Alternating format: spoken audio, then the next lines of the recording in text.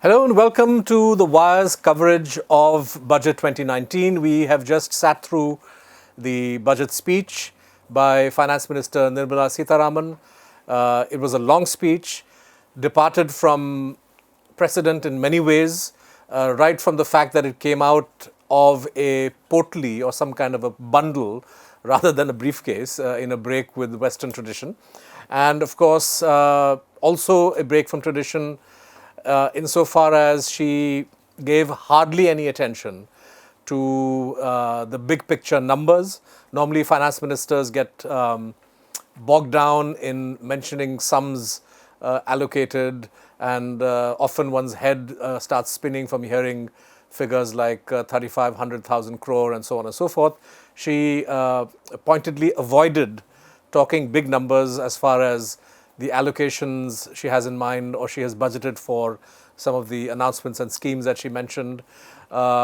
Even the crucial figure that all financial analysts wait for, which is the budget deficit, the fiscal deficit prediction of 3.3%, came pretty much at the end of her speech, almost as an afterthought, where she did say that, look, I haven't mentioned some of the big numbers, but all of this is in the very much present in the budget documents.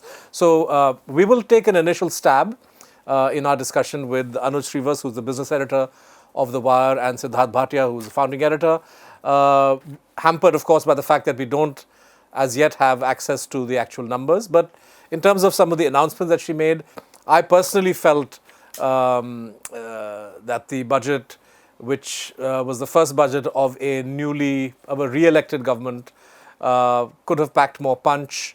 It, in some ways, left me feeling a little bit underwhelmed.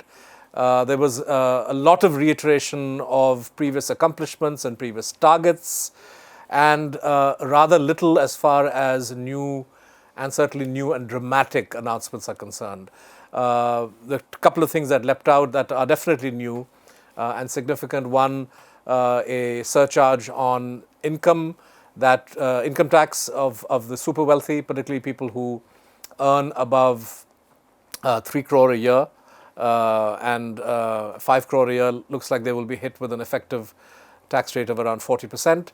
And of course, there is a tax of sorts, 2% TDS on cash withdrawals that exceed 1 crore in a year.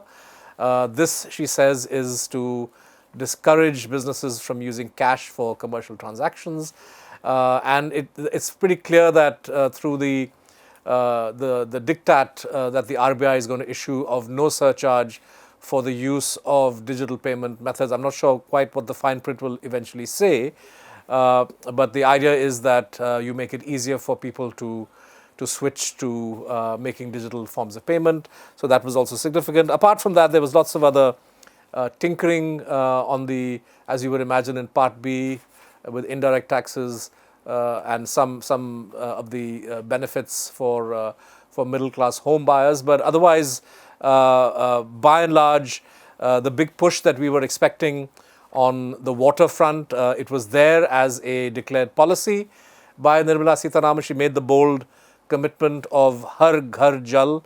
In other words, every rural household by 2024 will have water, a short supply of water. She also said that there would be electricity in every home, for every home that wants a connection. A little caveat there that she mentioned, and also clean cooking facilities in every village. So these are promises that the government had made in the past. They aren't new. What we would need to know when we look at the fine print is how much money has been allocated. But let's just take a broad brush view.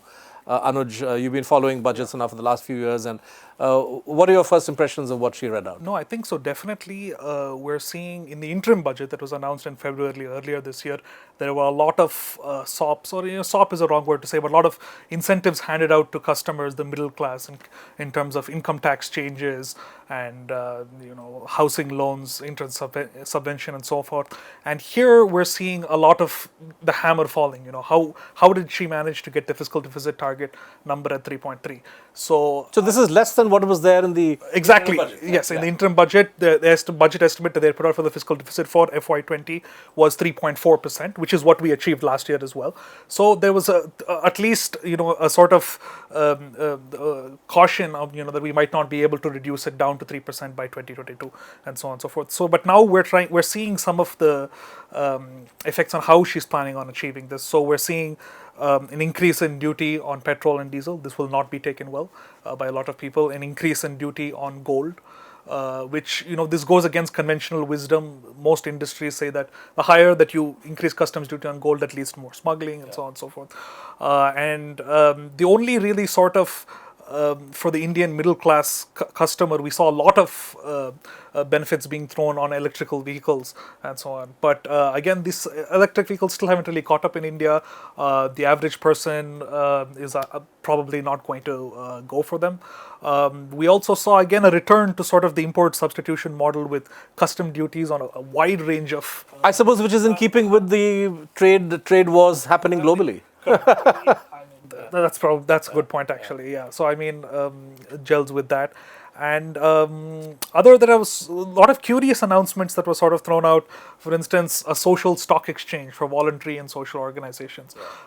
We didn't get too many details on that, how it's going to work. But again, it gels with their larger perspective of cracking down on foreign funding for NGOs. But we don't know which kind of organizations will be able to apply for this. But on the whole, it was not. I mean, if people who had come here expecting Nirmala Sitharaman to lay out a policy roadmap or how future budgets are going to be handling this thing, that was not there. It could be that the government was a little concerned on. There were a lot of factors that we didn't know until today. For instance, we still don't know how much the center is going to get from the RBI in terms of surplus reserves. The Bimal Jalan committee will only submit its report later, and we don't know how this. So they also announced that now government borrowings are going to be done in foreign currency. So this is essentially a dollar bond auction. So, but again, we don't have details on that. So some of these things could have limited it. So we were left with a lot of slogans, a lot of mottos. But in terms of a big bang, I mean, the expectation that here's a government that's come back, in many ways a historic re-election, and with an unquestionably firm or strong mandate, with the ability to pretty much push whatever it wants, and yet the measures proposed on the macro front seem rather limited. Correct. Yeah, there were a couple of hints. So I mean, the big idea of the economic survey was how do we increase private investment, which sort of bottomed out in 2018, and there were some hints that she dropped on. Okay, we're going to give a little credit facility help for NBFCs. We're going to institute stricter regulatory measures, and now the regulatory position for housing market will go from NHB to the RBI. These were announced, which will go a long way in settling the market and hopefully increasing credit offtake in the future. But again, you're right, there not too many solid. I mean, in a way, the economic survey, by pinning the future fortunes of the Indian economy on revival of private investment, it says the slump has bottomed out. We hope they're right. The echo survey essentially suggested that this revival is happening by itself. So in a way, she didn't feel obliged, or maybe it was setting the framework for her not to take too many activist steps to actually boost. And then you have the possibility of some easing from the Fed. So there may be globally factors. But Siddharth, your first thoughts on the budget? 2 or 3, but while on the subject of private investment, you notice that PPP was slipped in and railways was mentioned in the same list. Now that's something that's being talked about, and in fact a lot of people have expressed some doubts and fears about that worldwide the model of private funding for railways is actually disappearing or has been severely challenged and contested. Here we want to bring into the railways. Now, whether there will be private funding or whether entrepreneurs will be interested. Okay, the second thing is that this is perhaps in my memory the first time that specific allocations, those large numbers you spoke about, have not been mentioned. And to say that those are all there somewhere for people to discover them is a little bit of what I would call a cop-out, because people want to know that you're going to increase your GDP to 8%, which is modest by itself, Uh, how are you going to do it? Because even these tax or even hoping for private investment to come in or easing norms for FDIs doesn't make sense if there's no FDI coming or nothing significant. So that is one thing. Secondly, I think I see a couple of patterns emerging, and I think these are political patterns because there is essentially targeting of 3 or 4 constituencies that the government wants to keep happy. One is the amorphous middle class. On your home loans, there's going to be a affordable home loan, there's going to be a subsidy. But they're specific because it said women voted in a big way in these elections, so something for women. Farmers, in terms of at least a slogan, Gramin, Gaon, Vagera. And so that kind of thing. So there is essentially targeting, and there is some level of political messaging also. I was very amazed by the end of part A, where she said that we've had too much of talk of rights in the first 50 years. Now it's time to talk about duty to the nation.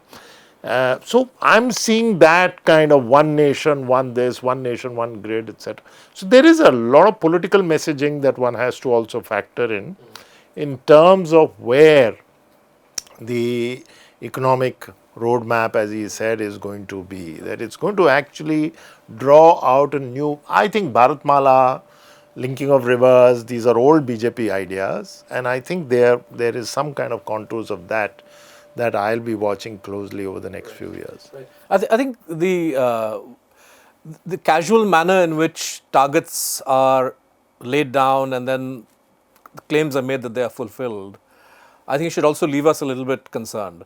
Yes. She made what I believe to be an amazing declaration that the target of the entire country being ODF, outdoor 95% cities. No, but she says by October 2nd, it will be 100%.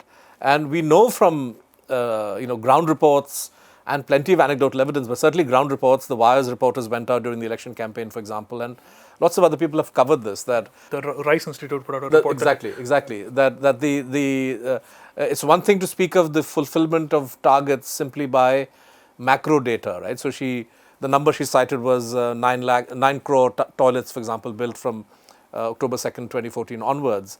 But considering whether those toilets actually have solid waste disposal or some kind of sewage connectivity, and finally, are people using these or not using them?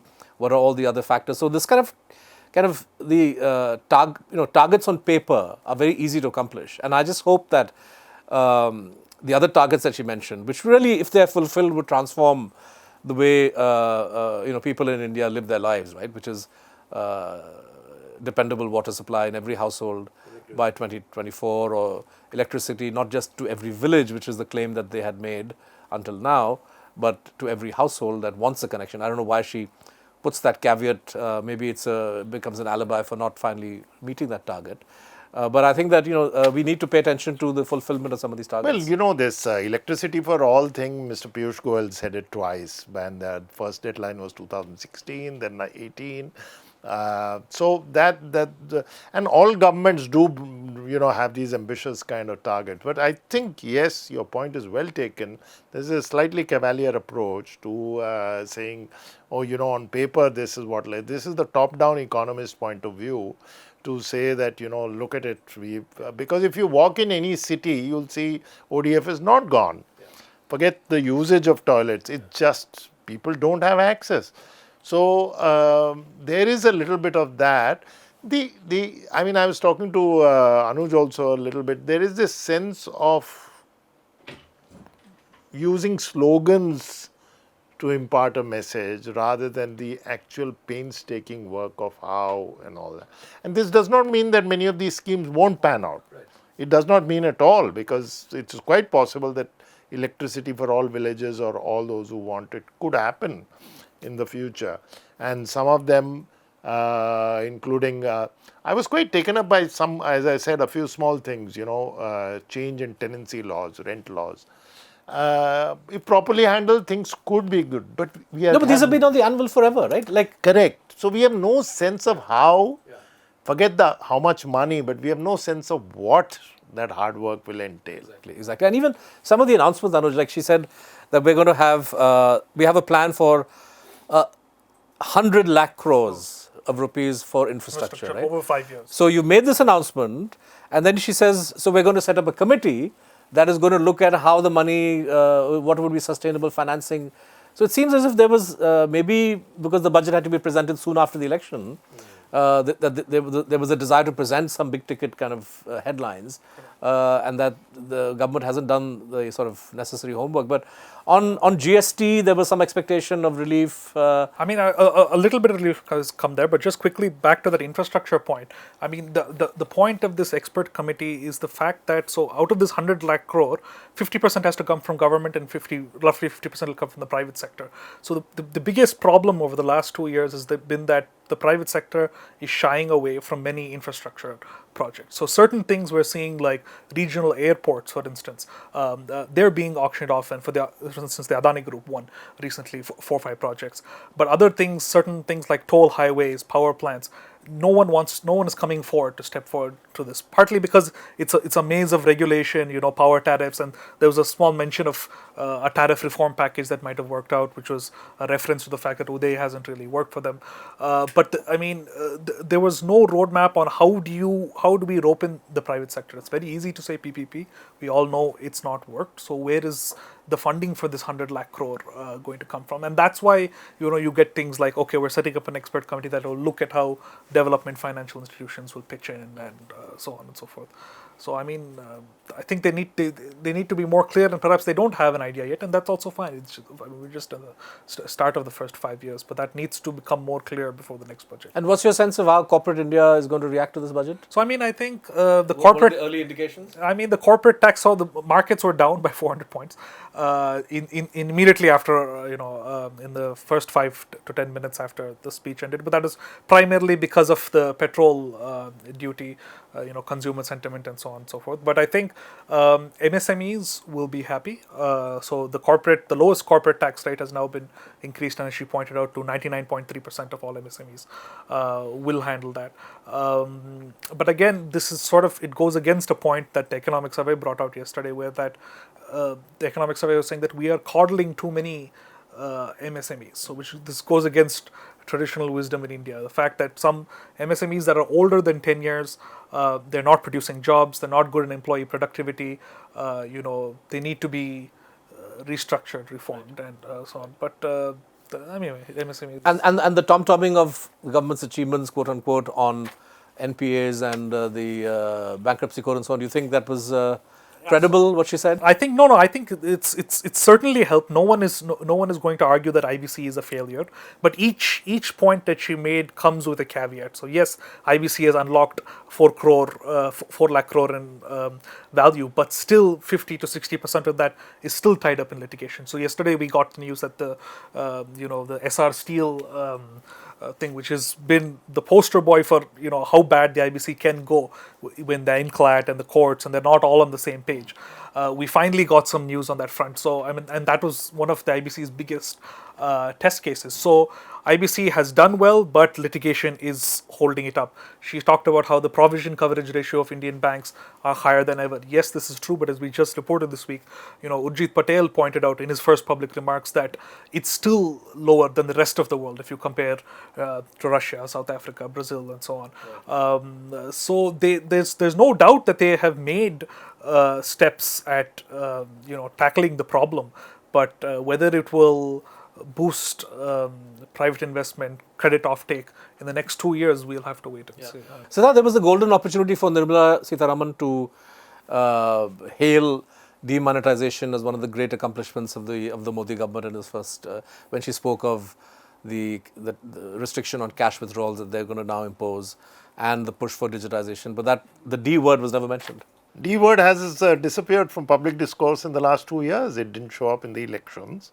And the digital push, which was mentioned as one of the raison d'etres of demonetization, not in the first instant, but subsequently, could have been a golden chance to say that, look, people are moving, as she pointed out, and that's actually quite a good thing because it seems to be working up to a point, is that there are a lot of alternatives now to pay, and many of them by the government.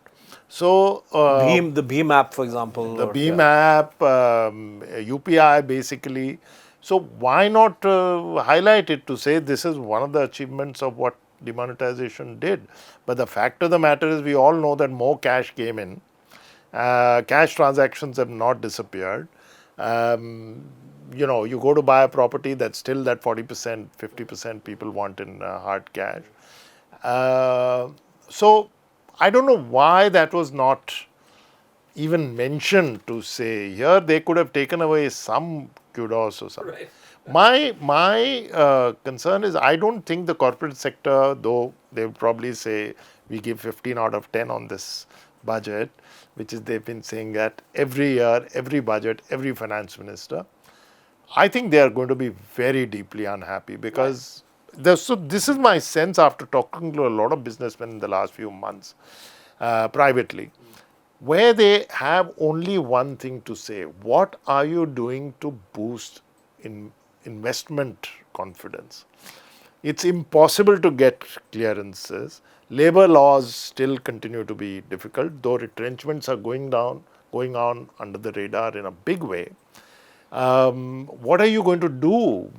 People are still looking outside, demand has slowed down, consumption in rural areas has slowed down, assuming that we are not a fully consumption-led economy.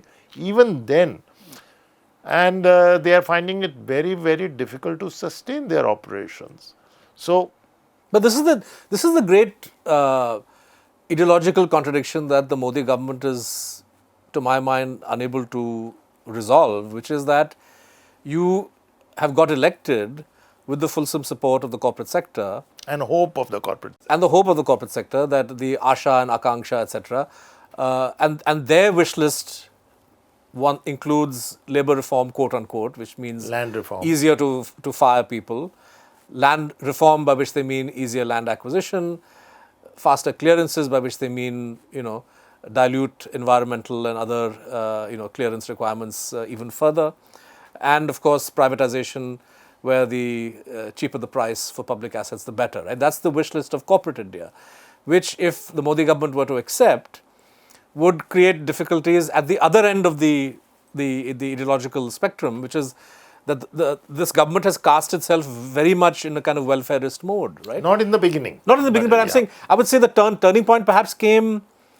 the jibe of Sood Boot Ki Sarkar, 2 years into Modi 1, right? But for the last 2 years in particular, this has been a very conscious recasting of the Modi government, finding, in other words, providing, SOPs and freebies is the wrong thing, because these are entitlements of people, I think. Poor people are entitled to have leg up from the government, whether it's, cooking fuel or income support or whatever it is. But essentially the government's dilemma then is how do you get money to pay for this and yet keep the corporate sector happy when their desires are completely at variance with what ordinary people want. And I think that somewhere down the line, this contradiction is going to show up with the fiscal deficit number. Correct, sure. But I think they're also starting to dip their toe in the water with regard to labor reform. So that is slowly happening. The wage code bill was moved, it will be moved in parliament, and then there was some mention of how they're going to be, all the labor codes will be now uniform.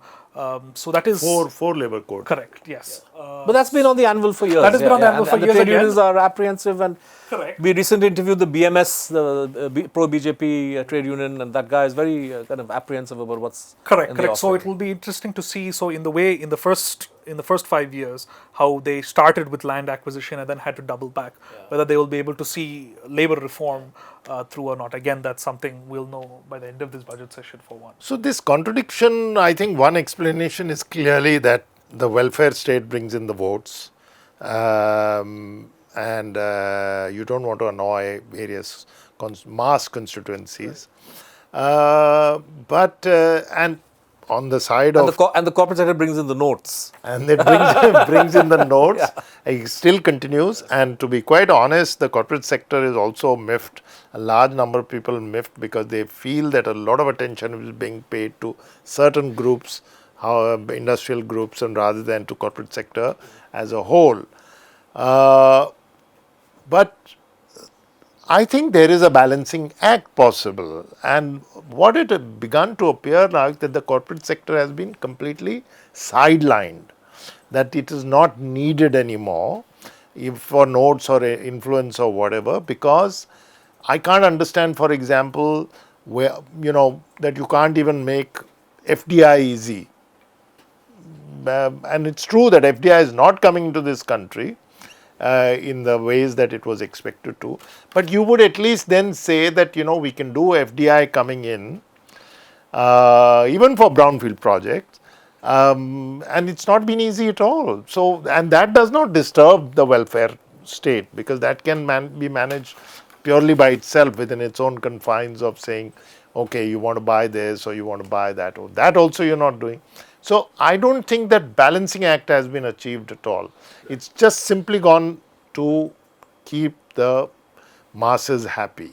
And in some ways, one might say it's a good thing, but in some ways, because I don't know whether that's the government has money for it. Anuj, I know we'll have to let you go soon for you to write your analysis, but there was some action or some discussion in the budget speech on Aadhaar. Extension of Aadhaar benefits, quote unquote, to NRIs. That actually, I mean, just quickly, I'm in favor of that, because we see actually a lot of people, and this is not, we're not just talking about, software engineers who live in California, but also, laborers in the Gulf and so on. So when they come back, it's hard for them to sometimes get certain services or delivery. And we have read many accounts of, the 180-day mandatory waiting period that has been, harmful. And a general annoyance for some people. So I'm thinking, I mean, of course, there will always be security issues with it, but that is even without this provision for NRIs that exists. So that's actually, I thought that was and the Aadhaar PAN substitutability. Aadhaar PAN substitutability. I think that opens up a whole can of worms, because I'm not sure how well it was thought through. So I mean, this would ideally seem something like that would have gone for public consultation, with the finance ministry and the IT ministry. So I mean, certain quick points. Why did they want to link all PAN cards to Aadhaar? If they had already had this in mind. So that has been their goal for the last 4 or 5 years. Secondly, I mean, I don't know if the Aadhaar number so PAN card, you have certain requirements, right? The verification for obtaining a PAN card is higher than that for an Aadhaar. So you are in a sense diluting that as well.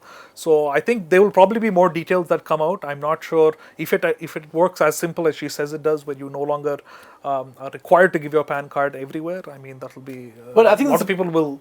But this reinforces the idea that Aadhaar is, it's not just a work in progress, but the government is making rules up as it goes along in terms of how it wants to use it, what its fundamental purpose is meant to be. And this has plagued the project pretty much from day one. Correct. And every year you have new missions that are added on to the Aadhaar plate, and this is this is not a resolved issue by any means. I think this is going to further muddy the waters. In fact, the private sector has now jumped into it, because there are many things you can't do without people asking for Aadhaar randomly, hospitals, for example. So, I was hoping you would say a bit more, but this downgrades PAN immediately. Correct.